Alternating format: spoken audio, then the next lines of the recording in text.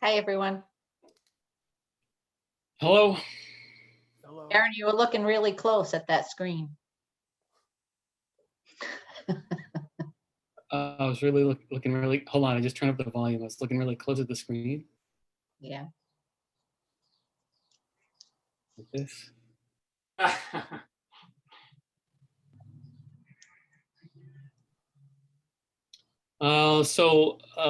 It's 7:01. I guess we should call this meeting to order, and we'll have the record show that 5 of us are here. I believe we're still touring the lower 48 states in an RV.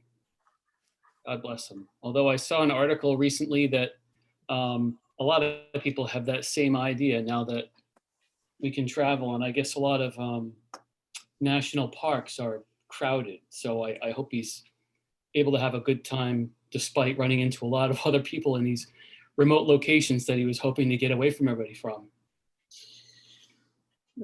So we'll approve the minutes of May 20th. And if somebody wants to make a motion to approve those minutes, they're welcome to do so. I'll make a I'll motion. make that Oh, go ahead, Steve. I'll make the motion to approve the minutes of, sorry, was it May 20th? 20. Rhonda, you want the second? Sure. So Steve's got the motion and Rhonda has the second. Any changes to these minutes? Changes? Okay, hearing none, all in favor of accepting the minutes as presented signify by saying aye. Aye. Aye. Anyone opposed? Anyone abstain? These minutes are accepted as presented. 5-0. I know I just want to make sure the copy of the agenda that I have that doesn't have any more minutes to approve. Does anyone have? Is that? Two. I think there's two, Aaron. Okay, so then maybe I've printed out. Maybe that's why more than one version of the agenda was sent around. Hold on a Yeah, second. I think there was a 517. That's right. It's a special meeting, I believe. Yeah, but was it on the agenda is what I think, That's it. I was just wondering, is it on the agenda? not on my agenda. I don't believe it was on the agenda. So here's what we can do. Right, we have the special meeting of May 17th, right? I move that we add the approval of the May 17th minutes to our agenda.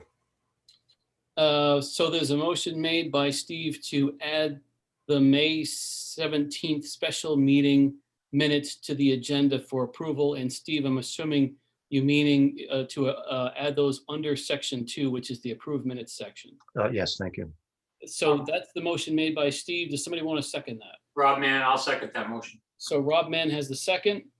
And so now we can go on to the special meeting of May 17th for approval of those minutes. Aaron, I think first of all, we need to approve the addition and then we can actually approve the I'm minutes. so sorry. That's right. I forgot to take a vote on that one. Sorry. And so this, because we're adding something to the agenda, this requires 2/3 majority. All in favor of adding the May 17th minute review to the agenda signify by saying aye. All right. Aye. Aye. Anyone opposed? Anyone abstain? So this one passes 5-0. So that means it meets the 2/3 threshold. Thank you, Steve, for reminding me to do the vote. So now we'll take a look at the 5:17 minutes. Does someone want to make a motion to accept the 5:17 special meeting minutes? I'll make that motion, Aaron. Rob So Wilk. Rob Wurge has the motion. Anyone have the second on that? I'll second it. Steve's got the second. Any changes to these minutes?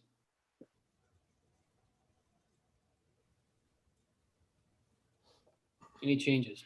Okay, all in favor of accepting the May 17th special meeting minutes as presented signify by saying aye. Aye. Aye. Anyone opposed? Anyone abstain? So this carries 5-0. Thank you. So we'll move on to correspondence. We did receive the Fire Advisory Committee meeting agenda. And that's what's captured in the minute on the agenda here. Is there anything else that came in that hasn't been captured on the agenda that anybody's aware of? We did receive, I don't know if this needs to be on the agenda, but from the tax collector. I think that's later on, Rhonda, Okay. under new business. Yep, under new business. Yep, correct. Anything else?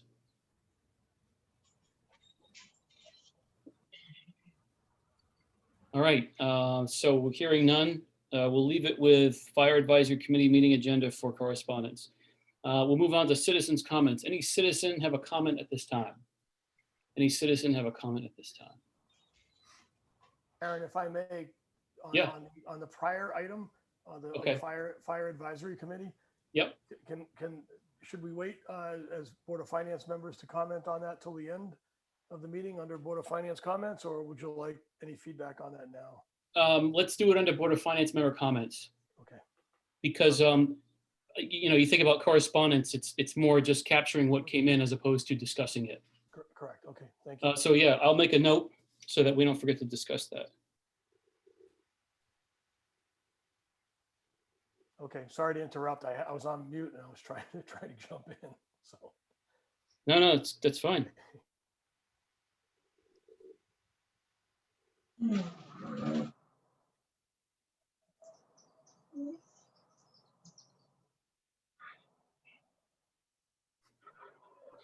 All right, any citizen have a comment at this time? Any citizen have a comment at this time? Okay, hearing none, we'll move on to Selectmen's update. First Selectman Amy Sainage. Amy, are you there? Good There you evening, are. Erin. Yes, Hey. I am here. Hi, everyone. So I will begin with an update. Quadic Road is completely ground and regraded. They'll begin paving next week. They'll start with the first 2 inches of asphalt. Then Rich and his crew will come back to do some other necessary repairs until to lead to the final coat being put down. So that's exciting news. That's moving forward, and residents who live there or travel on that road are very happy. So we hope to continue that momentum to road after road after road, year after year. So it's excellent. Rich is doing a great job and his crew's fantastic.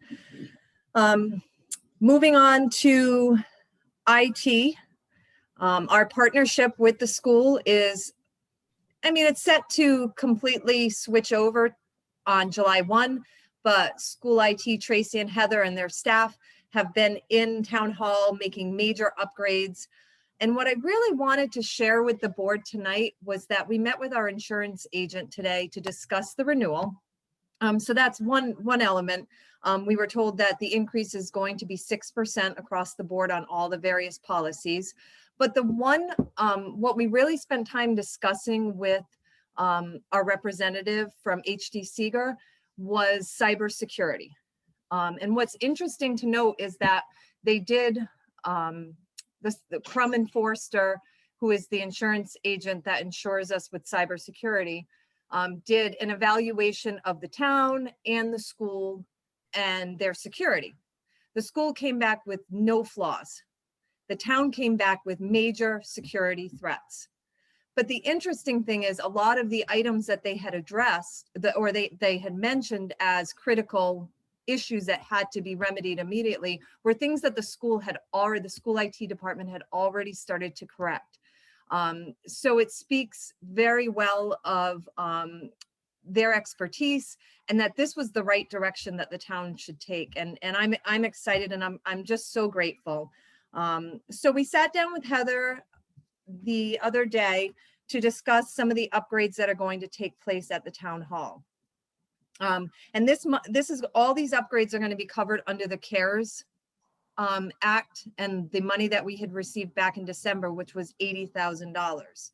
And just to give the Board of Finance an idea of where the money has been spent so far, because there's specific criteria that it can be used on. So far, about approximately $4,000 was used to connect us to the school and to connect us through their firewall. So that was a bill that came from an IT group that did all of the work there. And I'm not an IT person, so forgive me for not knowing all of the technical terms. We also have arranged, the library has had some carpet cleaning done. That was something that could fall under the CARES Act. And then we also had all of the ductwork cleaned out at the town hall. So in total, we've spent 10,000 of the 80,000 that that we received through the CARES funds. Moving forward, the school is going to be upgrading computer hardware at town hall to bring us sort of into 2021. So most of our department heads will be receiving new laptops. We are going to be upgrading to Office 365, which is a cloud-based server, because currently the server that we use, which is HostGator, which hosts all of our email accounts, is pretty much filled up. I'm not using the right technical term, so please forgive me for that. But basically the website can't back up. So switching to Office 365, the cloud-based program, will be an advantage.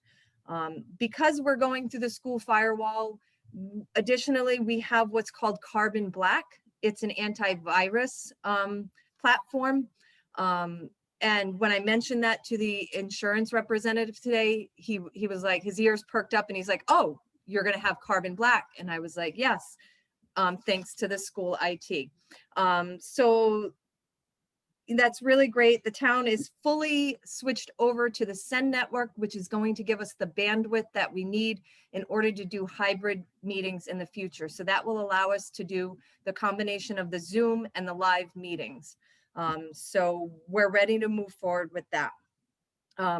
Some things that I wanted to mention were in switching to the Send network. I wanted to remind the Board of Finance that we had been paying approximately $700 a month for our charter internet at the town hall.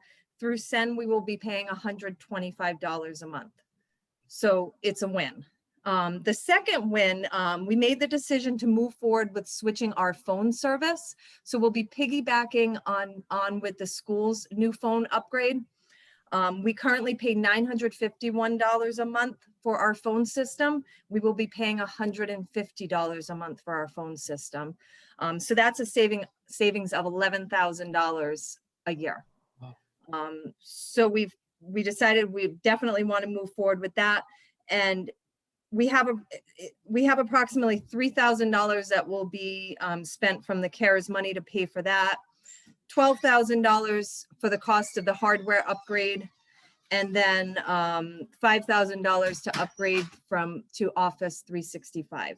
So lots of things going on at the town hall, but exciting things. And again, I'm super grateful to the school IT department for coming through and really helping make sure that the town is secure from ransomware, malware, that could really cost the town money in the future. So last thing that I wanted to share is that under the American Rescue Plan, which is the ARPA funds that we're going to be getting, we originally thought we were going to be receiving approximately $980,000. And Orla can correct me if those numbers are off. We now know that we are receiving $2.1 million. That being said, again, there are specific criteria as far as what it can and can't be used for. It can't go to reduce a budget. It has to be new projects, new objectives. So what we would like to do is arrange for a joint Board of Selectmen, Board of Finance meeting to discuss what the options are, to discuss what the criteria is, and to discuss a few options that Tira, Orla, and I have been batting around. Maybe tonight we could kind of like decide, I know Suzanne is in the meeting, but maybe we could decide on a date that would work for us all.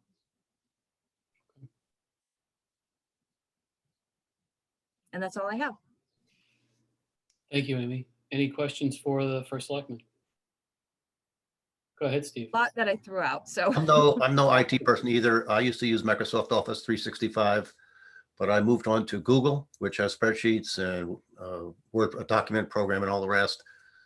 It's free, it's cloud-based, and Heather, there may be reasons not to use it. I don't know for your particular purposes, but it might be something to consider. Again, for my purposes, I've used a variety of spreadsheet programs over the years and have migrated onto Google. And again, one nice thing about it anyway is that it's free. So Okay. maybe useful, maybe not, but I just thought I'd mention that.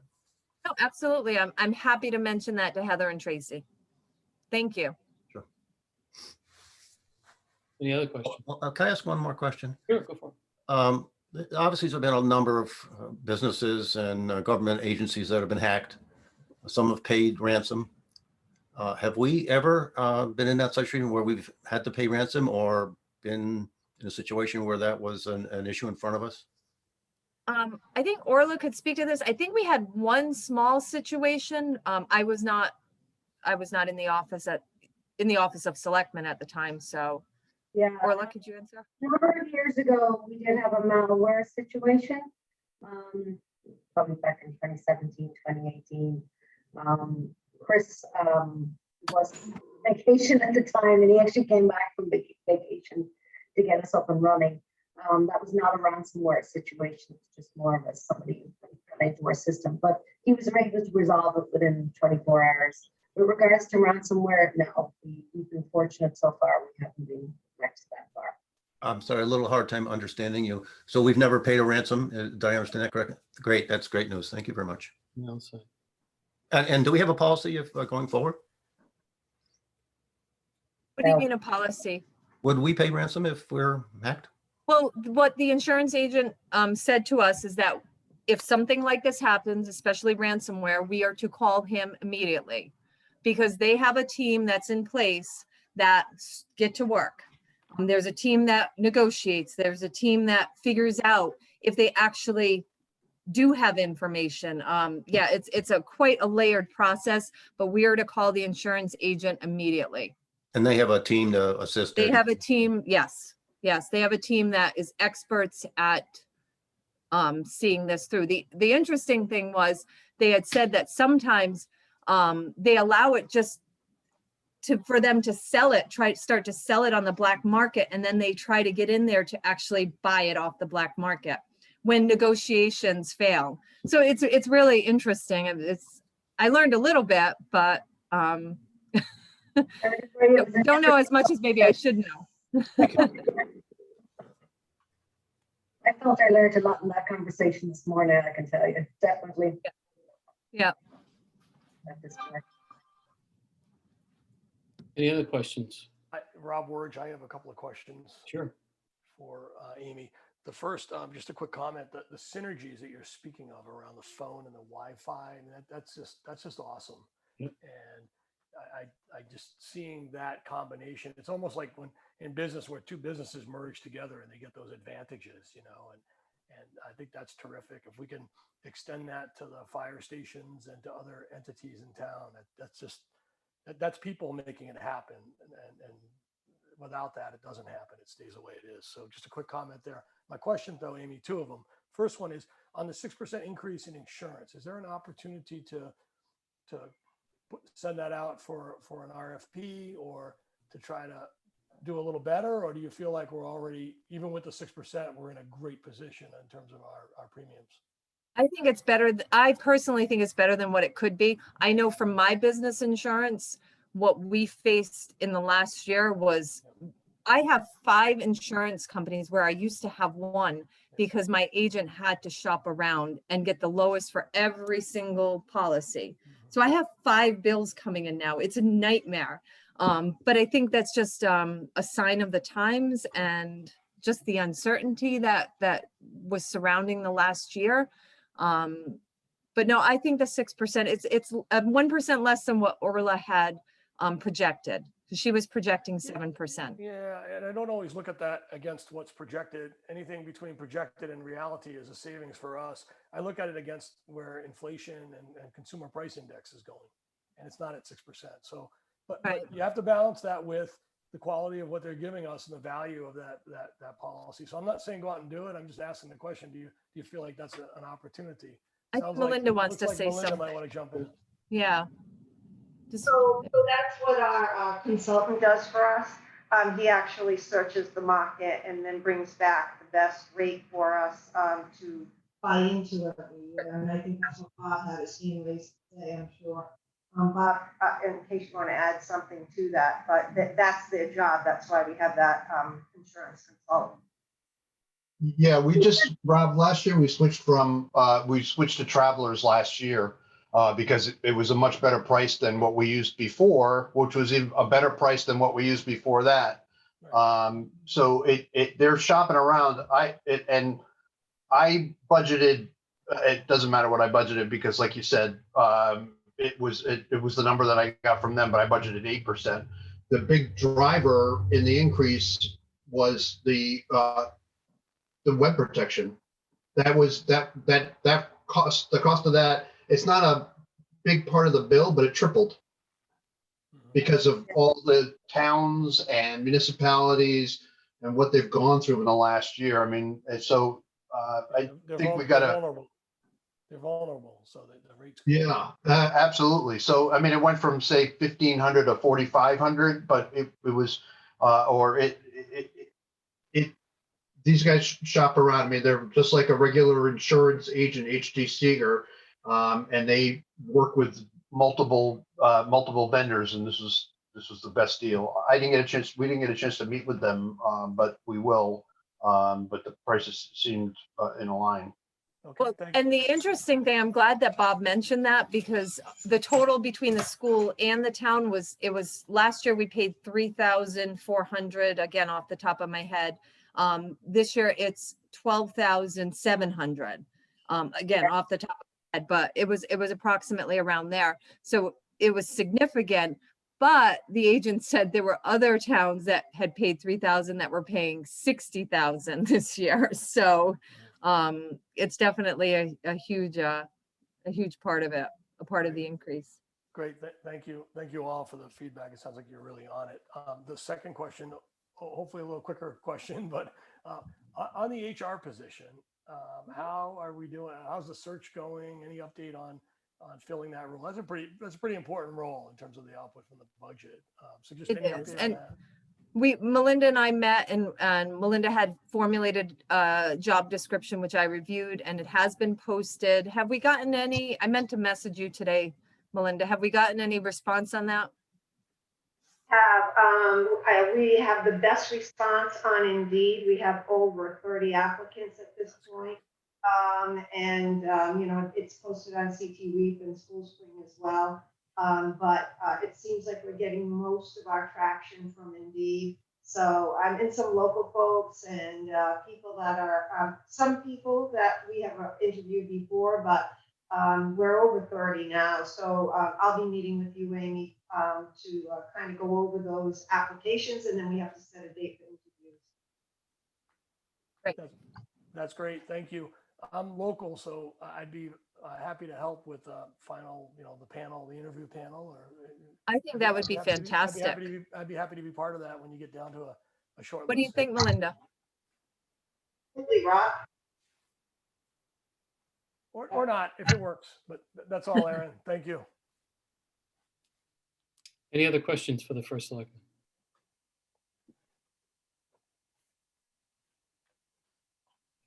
Aaron, if there's nobody else that has a question, can I just share one thing? Oh, sure. So my son was deployed to Africa for 6 months and he's coming home tonight. So Nice. That's awesome. he's home, he's back in the States, but he's actually driving here and he should arrive. Him and a friend are driving straight through and they should be here by midnight. So I'm pretty excited. I had to share that. Where in Africa was he stationed? He was in Niger. It was a base within a base. He was surrounded by the Italian, the French, and the Germans, and the Nigerian. They actually were where he was the Niger presidential airstrip. That's what they protected. So it's kind of interesting. Nice. Okay. Well, that's good news. I'm glad he's back in the States and safe. It's good. Yep.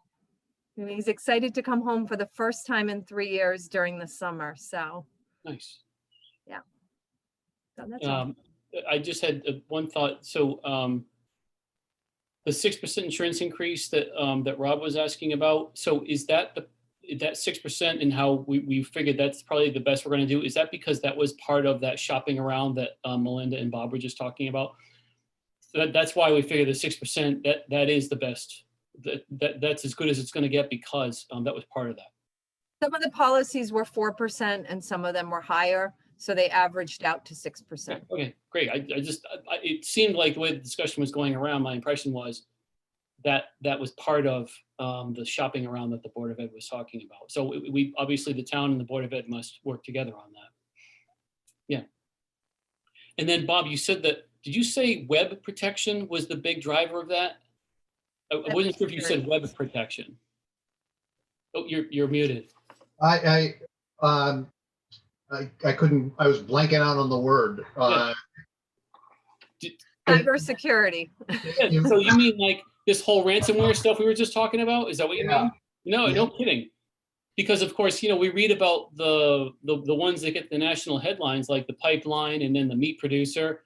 But these ransomware folks are pretty smart, and they're figuring out where the institutions, where the entities, where the companies, where the municipality, the government entities are more vulnerable, and they're hitting them pretty hard. So I guess I'm not surprised to hear that the insurance companies are adjusting their premiums accordingly. Amy, quick question on that. So if we did get that, they would pay the actual ransomware or whatever, they go back in and try to pretend that they're buying it and whatnot? Right. Well, they would handle all the negotiating in the hopes of negotiating them down. Yeah. Typically, I think Dan had mentioned like they request $2 million, and sometimes they go back and say, well, we can do 100,000, and so they Then try to if negotiate. If they pay it out, but then do they actually pay that? Is that part of a claim? Do they pay that? So we're not Yes. responsible for whatever gets paid out for that? No, it's covered under the insurance, That's all. which is why there's so much criteria to make sure that the town is secure to begin with. Right. And we've been lacking that, so. Also, But Amy, I assume there's a limit on confirms- that. I mean, they're not going to pay 10 million perhaps, or whatever the Right. number is. Yeah. Oh, right, exactly. That's where trying to purchase it off the dark web, it Might be- really might be exists, the I best guess. choice, yeah. That's what buy they try to steal. Yeah. Rob, go ahead. I was going to add that it also confirms that it's actually been hacked and it's available. If it's for sale, then they have it, right? So it kind of confirms that's happened. Is it also following on to some of what Aaron was wrapping up? Would it also be reasonable to think that if we put those protections in place that you're talking about, Amy, some of the protections that Melinda and the school have now, and we kind of copy paste that, would that help us in the future to drive that premium back down? If we can show them that we have the safeties, or we've done more than what we're doing now in terms of protection. When Tracy checks off 3 items that were critical that they get addressed immediately, there were things she was already working on, but as soon as she addresses those 3 items and corrects them, we will get a $2,000 credit on that policy. Yeah. So there's a cost benefit to that. Yeah. That's An great. additional thing to note, something that Dan had shared with us, and I'm just remembering this now. In the last 18 months in Connecticut alone, there has been $4 million paid out in ransomware cases.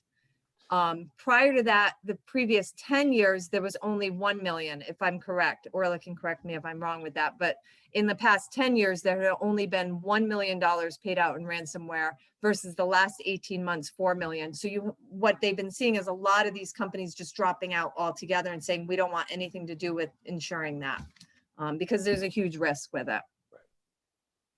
So. Well, I'm glad the town side is taking the steps to make sure that we don't become the victims of ransomware in the first place. Sounds like the school is way ahead of us, and it's great that this partnership is going to help to get the town side up as well. And so then I guess, of course, it makes you wonder if there are any sort of government-sponsored enterprise type entities out there, whether they be the fire companies or the Water Pollution Control Authority, if there's anybody else out there who is vulnerable. As long as these ransomware people get paid, they're gonna keep doing what they do. But I think it's great news that at least the town, that's a pretty big piece of what we manage, the town side. I'm glad to hear that it's gonna be moving in a safer place. And it was great to hear you talking about the savings from the internet and the phone. I know I'm just using round numbers, but it sounded like $10,000 a year for what, the phone and $5,000 a year from the internet, something like that, or vice versa.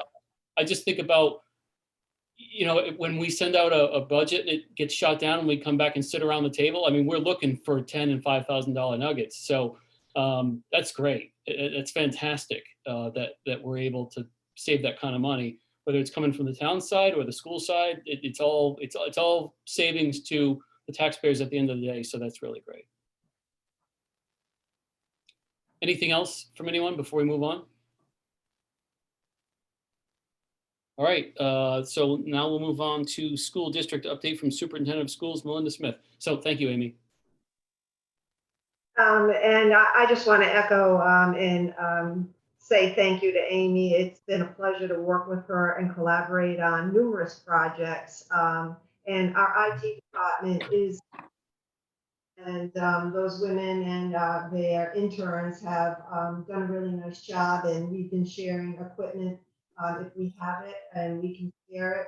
We're putting it down at town hall. So I think the relationship is getting stronger every time we collaborate on different projects. So, and that's thanks to our first selectman who's reached out and asked us to help, and we're happy to do it.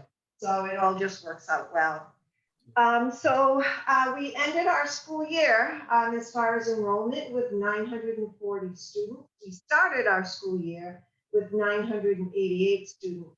We did have this year 52 students withdraw for homeschooling. That's different from distance learning, because remember, those students that are distant learning are enrolled in our public schools. But we're working with those families at the end of the school year. Some of those homeschool families started to re-enroll, and many of them withdrew because the pacing of the distant learning, the remote learning program, wasn't matching their family's needs. So we're working over the summer to re-engage with that group of people, at those families, and then of course the 110 students that opted for distant learning. We ended the year with 110 students. We brought back about 150 students over the course of the year as people felt more comfortable about the way that we were addressing the COVID health crisis. So we've got a lot of work cut out for us this summer to re-engage with all of those families. So we'll be working on that. At Marriott Fisher, we ended the school year with 409 students. At Thompson Middle School, 299, and at Turtle Memorial High School, 232 students for a total of 940. It was a busy week last week in Thompson Public Schools. We had awards night, which was a spectacular evening. It was a very hot evening, and we did get a permission from MVDH because the crowd was a little less than 200, that we could space folks out with masks inside the auditorium where it's air conditioned.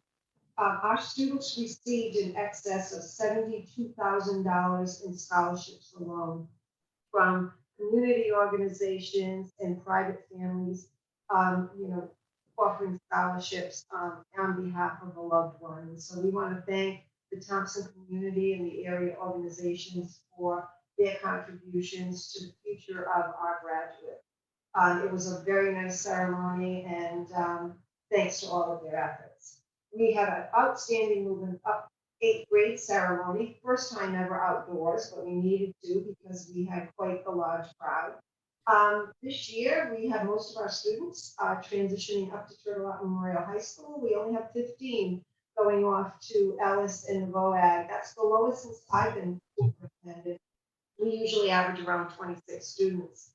And I'm not really sure what the difference is, but I do know that we have aligned our middle school and our high school schedule, and we have been offering middle school students in 8th grade to take high school courses for credit. And that seems to have attracted some of our students up to the high school. So I'm very excited about that.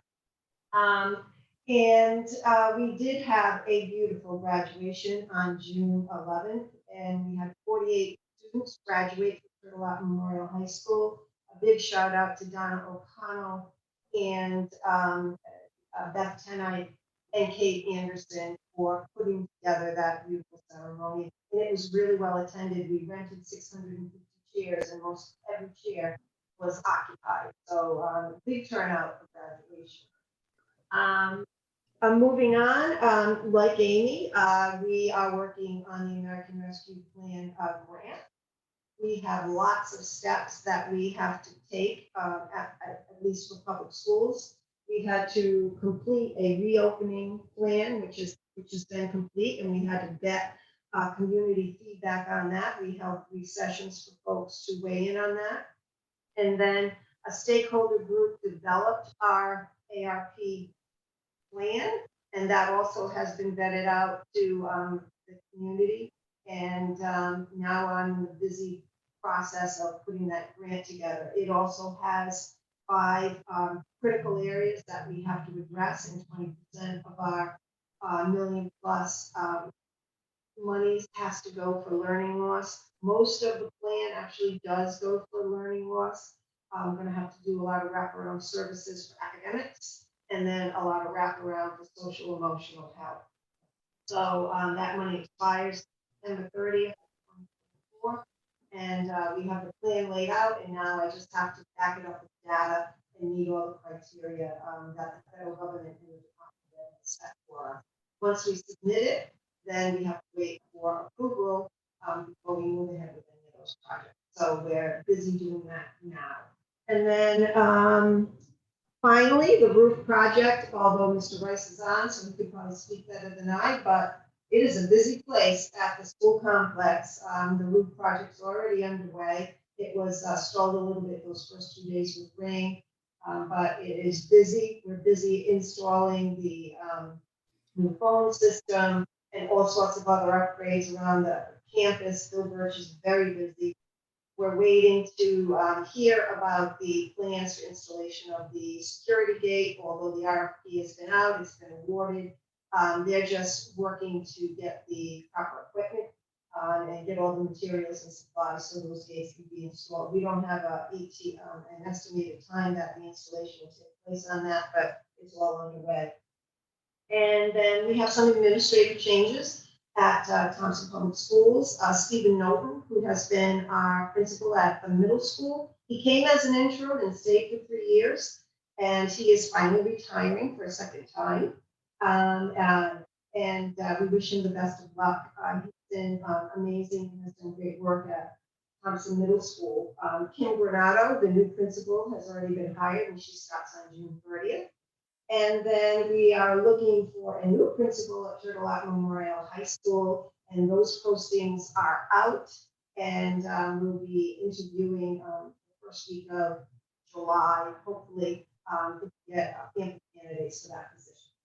And then, of course, Amy and I will be interviewing for the HR. So that's an update from the schools. Thank you. Any questions for the superintendent?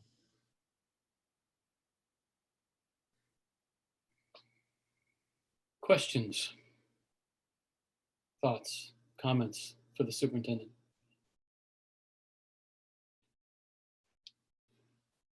Go ahead, Rhonda. You're muted, by the way. And I probably asked this before, is the school open, like, as far as like 100% in school for next year, or is it still going to be like hybrid or whatever? We have a hybrid.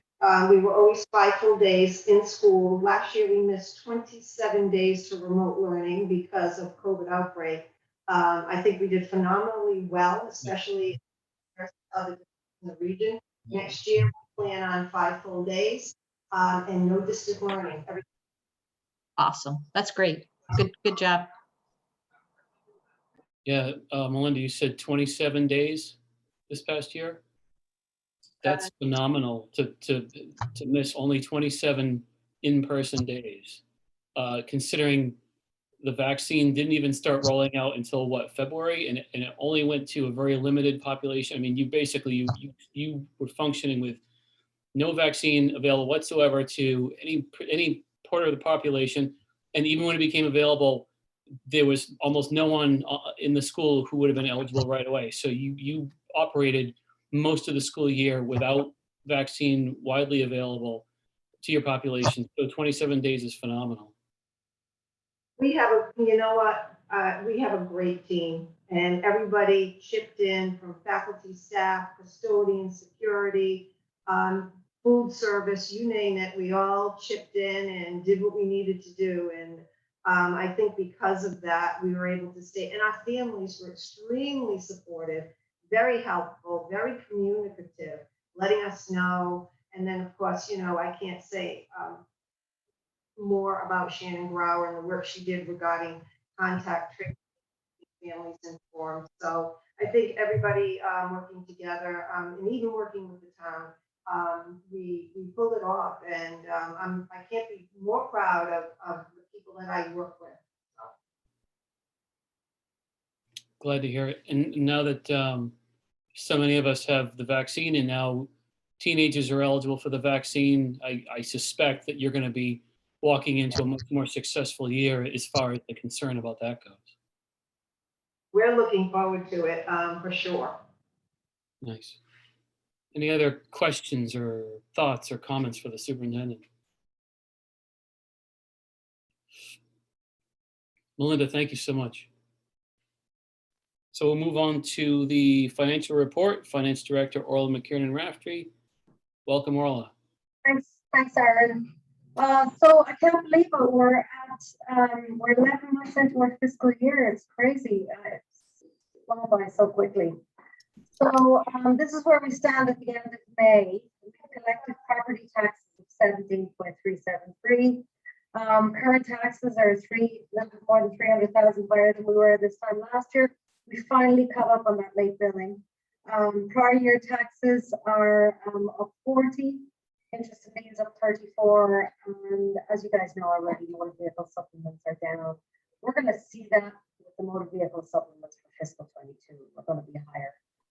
Sorry to interrupt, Orla. Am I the only one having a difficult time hearing? The audio isn't the best. It's unintelligible to me, quite frankly.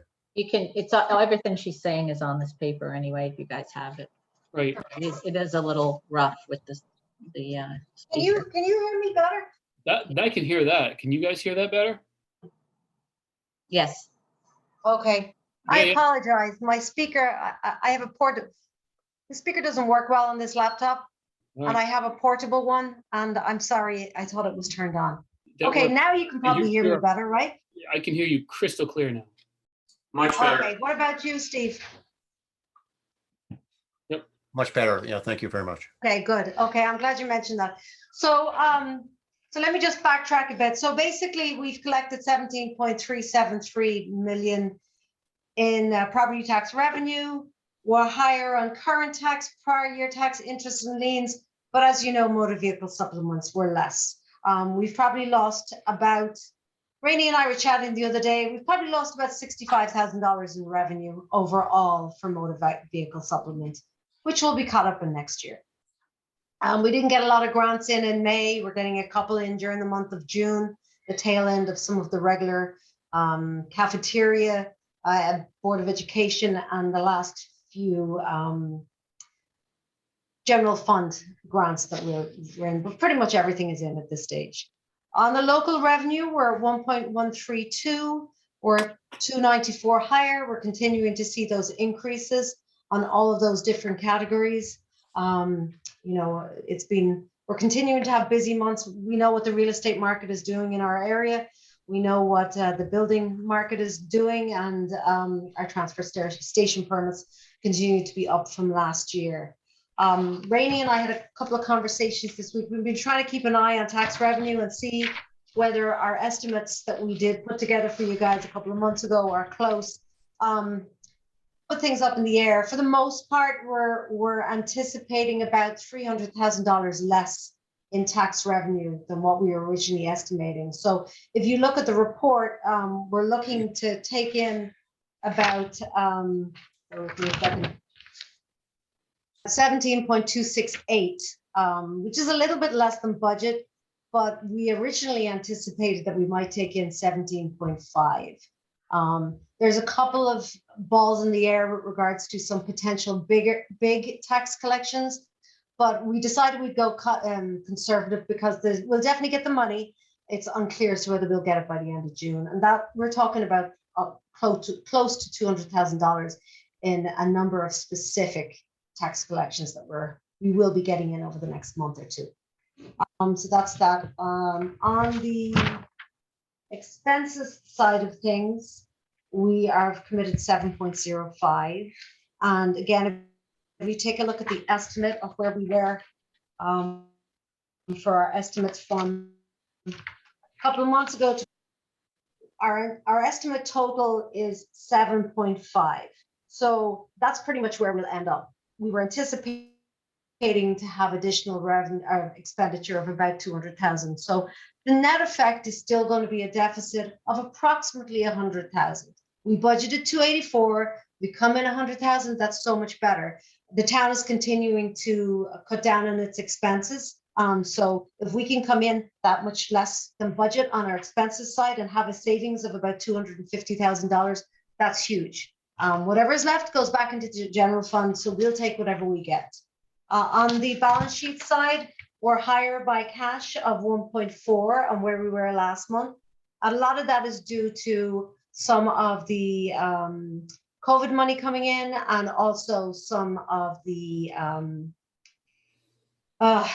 yes, it's also to do with money that we've taken in for the project for the roof, the school roof project. We have our 2.5 million in the bank, and you know, it's going to get spent a lot over the next few months. So that's contributed to our increase in cash flow. Higher by 3.2 on this time last year. So again, that's to do with that additional 2.5 million that we got into the bank. No changes in surplus. I did redo the surplus sheet just to reflect the slight change in the estimate for our deficit, but I anticipate that we will end the year approximately 1.856 with our general fund unassigned fund balance, which is approximately 7% of our budget for the year. So that's pretty much on where we stand through the end of May with our estimates through the end of June. Bob and I have auditors coming in. Our prelim audit is happening this year. Yay. Nobody had prelim audits last year. So either way, we're very grateful. They'll be in the last week of June to start the process of their work. We also this week committed for them to come out and do their general field work on the third week in September. So let's hope that we can stick to our goal of presenting during the month of November to you guys. And let me see. Yeah, a lot going on with the ARPA money, lots and lots. We're expecting the first half. Our overall total actually adjusted. I can't remember what Amy said, but the amount that I have right now is 2.787 million.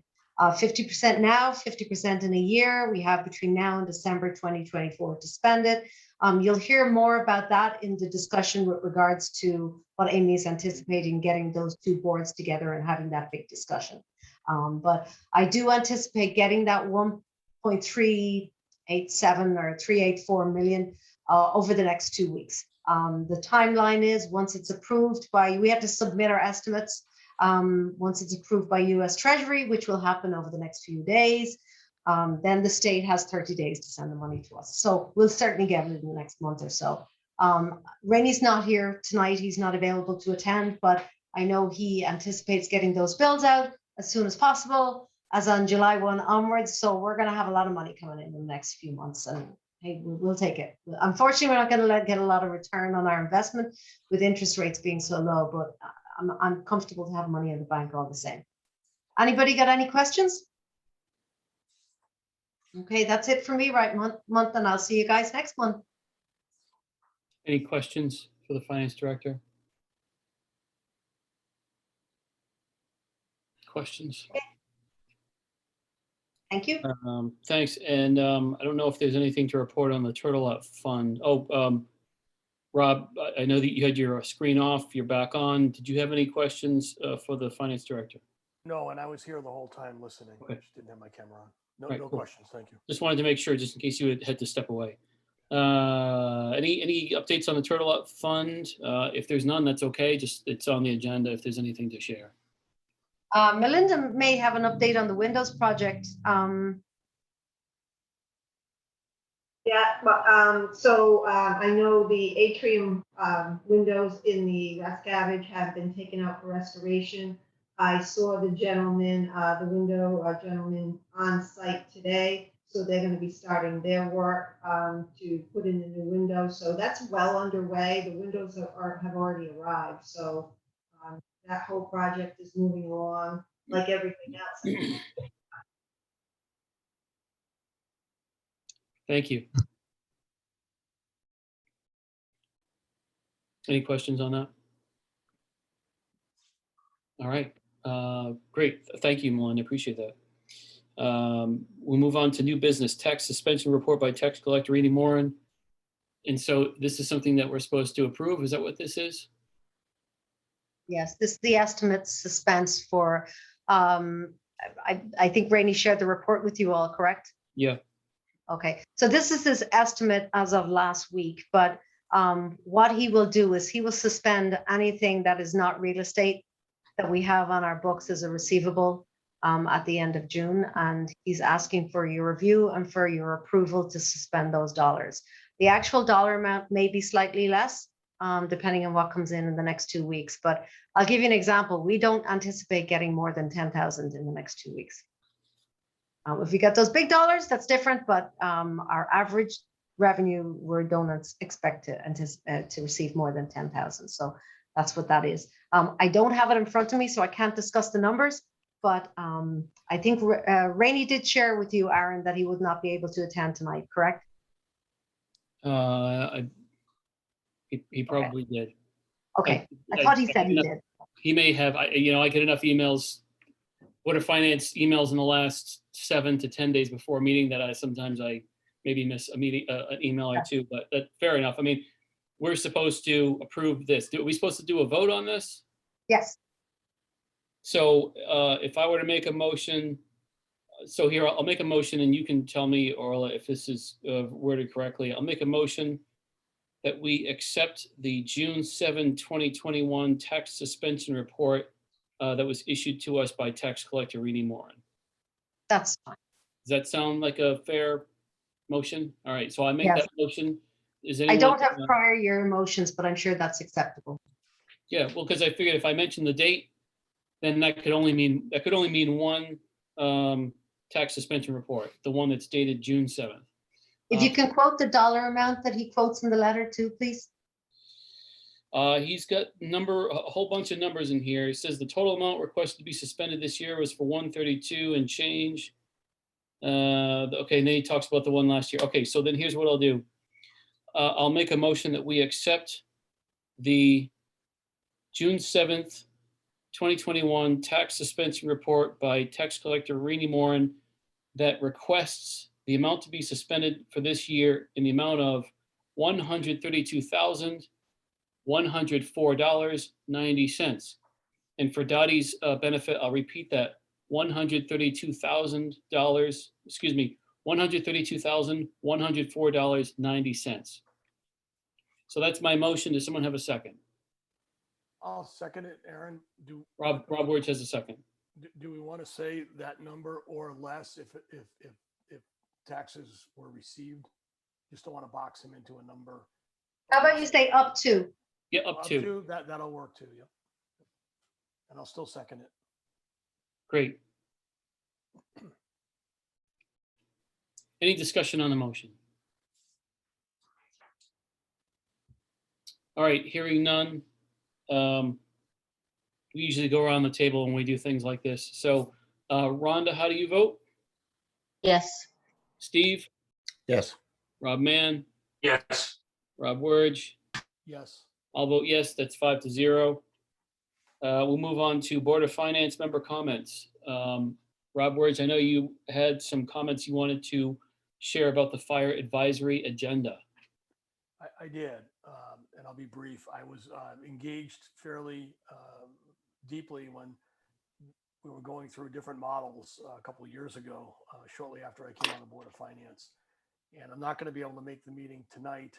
This meeting's taking a chunk of it, of course, too.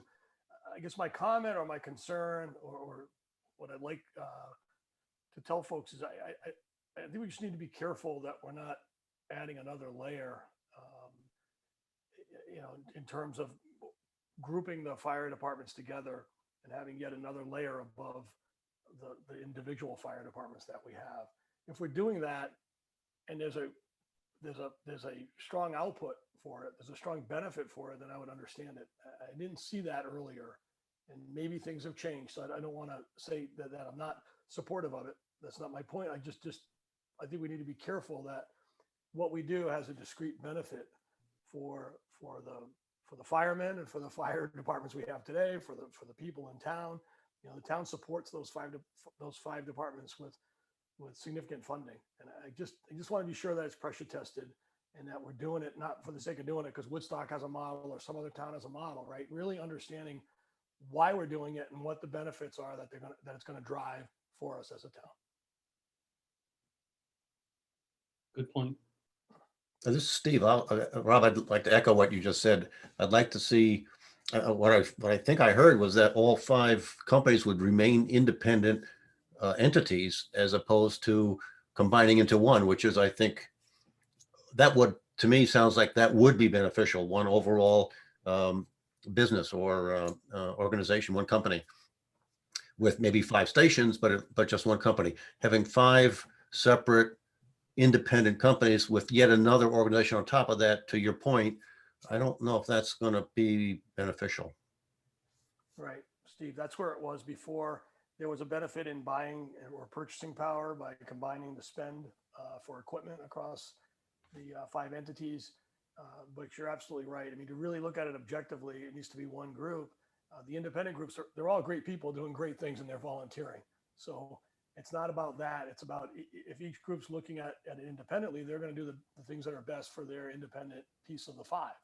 And if it's combined, as you say, Steve, then you're really going to be looking at it more broadly, more holistically, kind of what's the best for across the town. You know, almost go to a whiteboard now and look at what if we were starting over, what would the structure look like? What would be the best set of fire rescue stations, and where would they be? And you kind of really do like a bottoms up, and you build it up from there. And that I think would be really beneficial if we can get to that point. But let's see. And again, I don't want it to sound like I'm just being negative about it. I think it's great that they're meeting. It's just really kind of driving to those benefits is what I'd be looking at. Go ahead, Rhonda. Yeah, I just want to add, I want to say maybe 5 years ago, 6 years ago, they did do a study on the fire departments and all that. And it was, in my personal opinion, unsuccessful as a study because the information didn't all come forth right, I think, from all the different departments. And so it's just a really tough situation because they're all volunteers and they're all, you know, they like to keep things the way they are, I think. So it's not that hasn't been tried. There has been a study put out there, but it just didn't, I guess I want to say it just didn't pan out the way, like you're saying, to where we looked at everything like that. It wasn't, I don't want to be negative about it. Just, I think Amy was at that meeting as well. And it just seemed like nothing ever moved forward in any direction for whatever reason. Do you remember that, Amy, a long time ago? I do. That's why I came on. Yeah, I think in doing that study, I think everybody thought that the study would prove that, oh, well, you should close this fire department and this fire department. And I feel like they were looking for somebody to give that direction, for the experts to say, this is what should happen. And it was a very watered down, it didn't come up with anything conclusive. Well, you know why, Amy? Because I walked outside with the gentleman, and it was because a lot of the information wasn't given to him from the departments. So it was, I don't know how to say it in a nice way, but that's kind of what I gathered from that. And that's why he couldn't give any real solid recommendations. You're right, Rhonda. I remember attending those meetings and that conclusion meeting, I guess it was. And he commented, the consultant commented that he was lacking a great deal of data, and it came very late, and it didn't seem to come to any concrete conclusions in my mind. No, and so I'm sorry. Go ahead, Rhonda.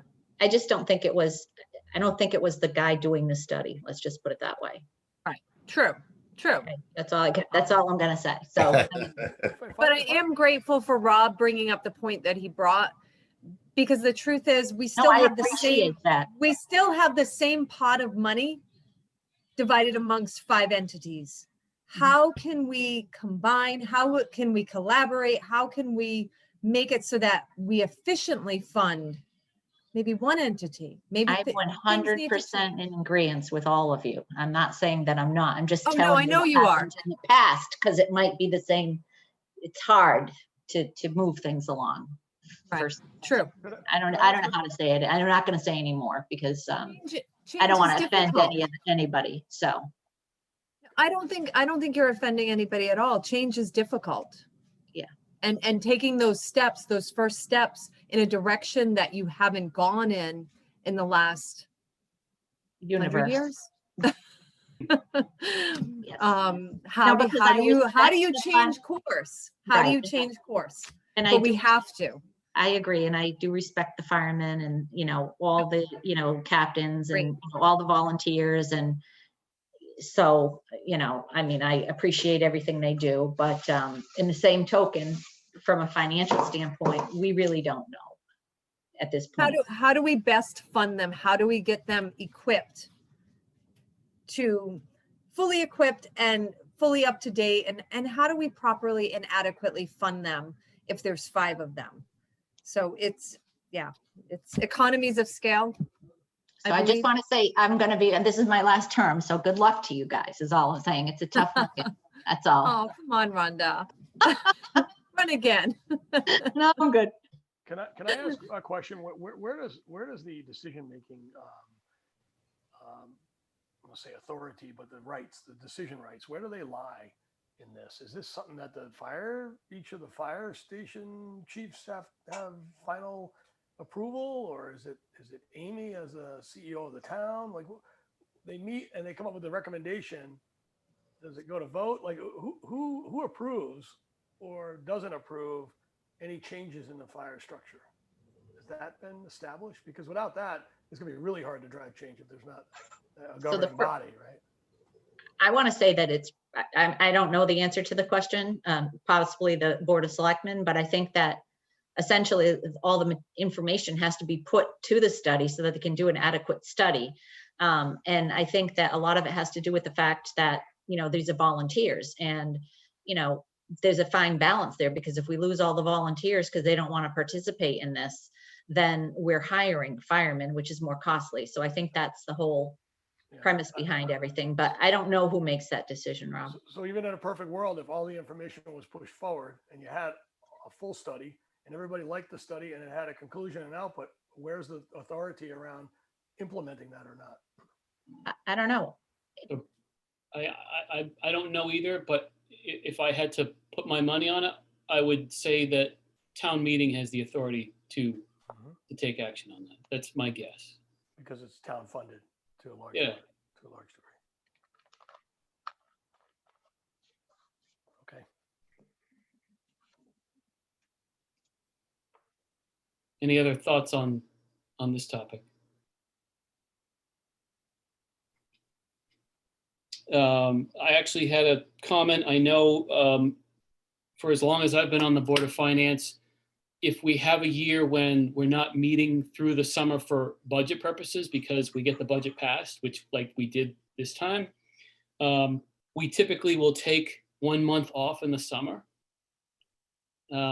We could take July off, we could take August off, but I thought I would at least float that out just in case the first selectman or the superintendent or the finance director, if they happen to be aware of our need to get some kind of official Board of Finance business done between now and September, is there a month where you would prefer that we definitely do meet, or is there a month where you're okay, you feel like it's probably going to be a quieter month and it's okay if we don't meet? But I just feel like it reminds me of little kid does a good job, gets an ice cream cone. So we did a good job. We got the budget passed. Now we get to take a month off in the summer, So I'm favorable for taking a 1 meeting off if we can get away with it. So I'll turn it over to you guys. So Aaron, from my perspective, I'm going to be traveling for the August meeting. So typically I would say take August off, but I'm not going to be here No, I would, so you'd say take August off. Typically, I would take that. This stage, it really would take July off, or sorry, take August off and meet in Right. July. I would prefer if you guys could meet in July as a joint meeting with the Board of Selectmen. Only because with the money that we have coming from ARPA, I think it's pretty imperative that we start targeting where we're going to go, because engineers, contractors, they're going to, because every single town is getting this bucket of money. Every single town is going to be doing projects. The sooner we can start setting up what we're going to do, the sooner we can go out to bid, get an engineer, or whatever we decide to do with that. We want to make sure that those professionals are in place and that we don't get the bottom of the barrel because everybody else has already scooped them up. So I would say July. So it sounds like you're saying, let's go ahead and meet in July. I would like to. Could we do it as a joint meeting? Or do you want to conduct your regular business and then do a special meeting? What's the pleasure of the board? I mean, we could conduct our regular meeting and then at the end of it, put in a kind of like when we do our budget workshops where we do the agenda and we got the full meeting and then at the end we put budget workshop. We could put something in at the end and call it whatever we want to call it. Rob, where it just sounded like you had a thought. Exactly what you just said. Oh, okay, yeah, just like when we do a budget workshop at the end of a regular meeting. But I think that's a great idea. I don't know what we'll call it, but we'll call it something because it's not a budget workshop, but we'll figure out what to call it and then we'll do that. And the Board of Selectmen will notice it as a selectmen joint meeting, Sounds good. potentially. Aaron, Rob, Go ahead. George, again, I was going to add another rationale for having a July meeting and not an August meeting is it would give us an opportunity to look at the year-end kind of close numbers from Orla to kind of close out the year sooner rather than closing it out in August. So. Yeah, well, we're definitely going to be ahead of the game this year with the auditors coming in early enough. And so I'm happy to, I'd like to my plans to finalize the year end by the end of July. So and we'll definitely get a perspective on where we stand. We would be meeting a little bit earlier in July just because I just looked at the date there. It would be the 15th we would be meeting. So just so you guys know. But that's fine. Still 2 weeks into the month. And Orla, I fully recognize we have to go through the audit process. There's a lot of other Of things that course. have to happen, but directionally, you're going to know where Absolutely. where the big items are or not. And that's what we can kind of Yeah. wrap our We've heads had around. the advantage this year round. We've been able to prep for year end a little bit earlier, and the scrambling that we usually end up doing during the month of June with potential second referendums, third referendums, we didn't have to deal with that this year. So I feel we're ahead of the game this year, which is definitely going to make year end a lot easier for us. Melinda, are you okay with us taking August off? Okay, just wanted to make sure. But that's why I was gonna send around an email and I thought, I'll just bring it up during Board of Finance member comments because I know I have the three most important people right here in the meeting, and that's Amy and Melinda and Orla, so that we can just talk it out and decide which, if we take a month off, which is the one to do it. So it sounds like August is safe for us all to say happy summer. Yeah. All right, good deal. Any other Board of Finance member comments? I just want to say I'm just very happy that the budget passed first time. Thrilled.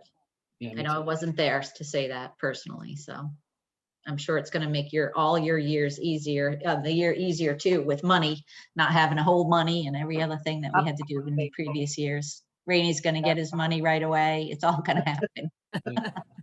So that's good. That's it. Very positive. Rhonda, I think it's safe to say you speak on behalf of all of us. Yeah. Absolutely. Any other Board of Finance member comments? All right, is there a motion to adjourn? So it looks like Rob Ward just made a motion to adjourn. I'll And second. Rhonda's got the second. All in favor of adjourning signify by saying aye. Aye. Aye. Aye. Anyone opposed? Anyone abstain? So this carries 5-0.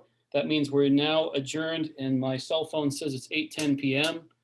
Thank you very much, everyone. Have a good night. Have a good night, everybody.